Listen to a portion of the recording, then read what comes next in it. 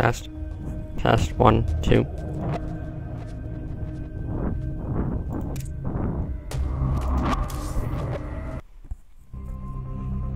Okay, so here we go. This is Quantum StarCraft, bringing you a 1v1 between myself, Quantum, and Crayon Pop.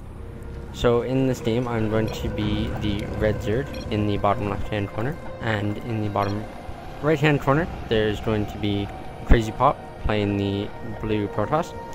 I usually play Protoss, but this game I decided to go Zerd just for fun. I find it beneficial to off-race so that you can learn the weaknesses of the other races and the strengths of your own. So just before we get into this game, I'm going to explain a little bit more about Quantum StarCraft as a channel.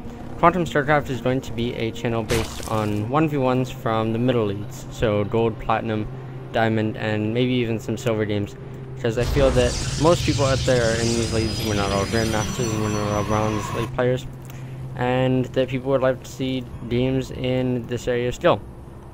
So as we get started on this game right here, you'll notice that the blue Protoss, or Crayon Pop, is going to be forge fast expanding, what 90% of the Protosses do. And I am going to be going pool first, because I always do versus Protoss and never like to play risky, just because they can block your natural off with pylons and cannon rush you, and it's no fun. Usually what I'll do when I see a forge fast expanding Protoss is instantly take third base, because I always like to be one base up on my opponent when playing Zerd, unless it's a ZVZ, of course.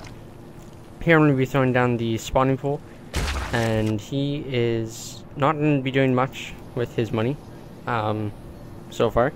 He could have dropped down the forge right now, but he may be saving for a Nexus. Not sure. So he now drops down the forge. And he is going to attempt to block my natural, but what he doesn't know was this was actually a drone sent out earlier, just to attack the probe a little bit earlier. If you send out a drone probably 30 seconds before you have enough money to expand and just nibble away at the drone, it convinces most people to stop, because they think they're delaying it already by blocking that drone, and really they're not. So the spawning pool is finishing up right now, and I'm not going to make any lins right away, just because I find it better to make drones and to save larvae for other things, and queens. I like to get the first queen out as fast as possible, just because I love to have the extra larvae. The second one on the natural sometimes I'll delay, just because I usually don't have enough money to spend all that larvae, but the first one is crucial that you make that one. Here he's left a little bit of a slot in his wall. I'm not sure if that's on purpose, or maybe it's to put a Zealot there. Whenever I forge fast expanding Protoss, I usually wall it off completely and put a pylon at the entrance. I just don't trust my Zealot placement basically to be straight on. Sometimes there's a wee little bit that Zerglings can get by, so now he's going to place the gateway and wall it off completely.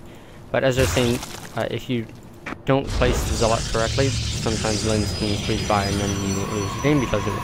So you usually like to just wall in completely, and then when I want to move out later, I will just destroy the pylon and move out. So here, a little bit of a mistake. I left the drone chasing the probe, and really I sort of forgot about it, because unless he attacks back, it won't tell me about it. Moving my Overlord right here, because these little towers here, here, here, and here, they all count as high ground and can be excellent in the early game, because they don't have those high ground units to spot your Overlords. And basically that's one thing I love to do as Zerd, is put them on these little high ground spots. There's always spots like this on every map, and if you play Zerd a lot, you should know where they are. It's very important. Some of the maps are even, there's some really cheeky ones that you can put, such as Daybreak.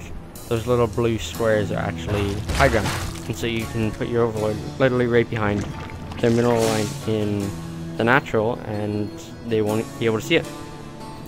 So as we are continuing on with the game right now, we are at even supplies, so he's not doing so bad so far. And he has his expansion up, and he actually has probes at his. He has 7 at his natural and 15 in his main, and I prefer to go for the 21 in my main, and so far none at a natural. I usually like to try and get it as close to saturated at the main before moving on to producing from the natural. If you guys want to comment if you think that's better mining wise or fishing, I have no idea actually. So if you guys want to comment that, then I would heavily appreciate it, because I'm sure there's some science about it, whether it's better to leave them in the main and natural, etc. So he's going to be starting out with his probe right here. He sees my third base, and so basically at this point he can either try and tech up to a start date, which, oh, he is doing a start date right now, and or he can go for some gateway destiny. So right now he's doing a little bit of both. He has his one start date, and he now has a total of 4 gateways, which is good mitts. He probably should be getting the +1 right now. I usually like to get that right off the bat. He's also going for a robo. Protoss, I always like to get a robo just because I feel the observers at the Platinum and Gold Elite are one of the best scouts you can possibly get, because you have to have a really keen eye to see them. So we'll see what he's going to be producing out of here. So it's going to be Phoenix.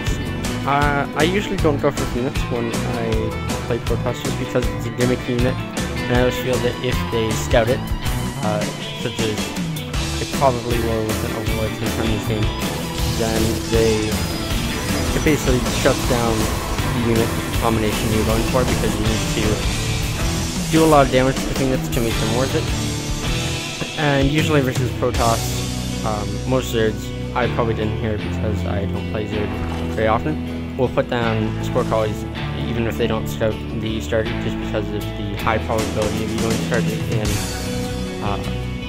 PvZ.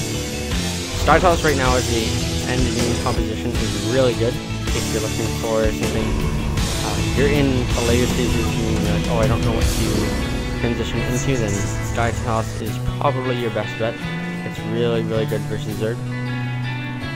So I'm going on 3 bases, and I'm trying to drone up as much as possible. I'm getting the pneumatized carapace to make the overlords as fast as possible. This also helps versus Phoenix Rush, because your overlords can get away really fast, and it also helps with scouting. So I'm not sure if I have seen the start date yet. Good luck. No, I haven't seen the start date yet, so I don't know what's coming. However, most likely with both Spore Collies anyway, and now I see the Phoenix. One good thing to make sure you do is whenever you get tapped by Phoenix, always check the Overlord immediately and see if it has taken any damage, because more often than not it's a deletion of the Phoenix, and then you don't need to basically overreact. So right now I see 2 Phoenix, and that tells me that they are real, because there's no sense in hallucinating 2 of them. He's moving his mothership core up here, and he is floating 2,000 minerals, so not very good on his part. I guess it's something that he can improve for next time. He's also floating 700 or 800 gas right now, so he's not playing probably as well as he would have hoped, or as well as he could have. I'm also floating a lot of gas, but I am saving up for a Roach Hydra timing, basically. I feel that right now, as Zerg, you need to do some sort of damage before they can get to their Skytoss. And actually what he's doing is he's sort of faking going Skytoss in order to force the Roach Hydra and then switch into Colossus, which is really good if you can get the Colossus out before the Roach Hydra timing hits, because once this hits, if you don't have enough gateway units to hold it off, then you can be in World of Hurt. Also, he has his +1, but I have +1 armor and the +1 weapons. Along with the infestation pit, I'm going to be using this for swarm hosts, because swarm hosts with this push, if you mix them in, they're really good, because if they go Stardate, they will either put an Oracle out. In this case, he has a Robo, so we can get an Observer out, but usually they do Oracles from Stardate tech. So then the Oracles, you can snipe and your swarm host stay alive. In this case, I brought along 2 Overseers to snipe the Observer, so that the swarm hosts are even better. So I have 3 on the way right now, and my Roach speed is almost done. So I'm basically gearing up for this attack. And yeah, he's behind his wall, and he's relying on force fields to protect him, and the lifts and the Phoenix. He really needs to use these to the best of his ability, because he went for them so early. He now needs to use them to the best of their ability to hold off the push. So I have 2 more swarm hosts on the way, and here I go now. So right now he's going to immediately throw down force field across this wall, and it separated off most of my army, and it did the job. But these zealots right here aren't attacking until right about now, and then they get in range of the other units, so they tend to die away pretty quickly anyway. And his sentries now are basically all the engine horse and more stalkers.